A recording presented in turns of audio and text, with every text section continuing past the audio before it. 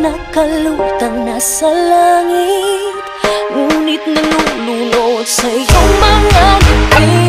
At kung hanggang dito lang talaga tayo, hindi pababayaan ang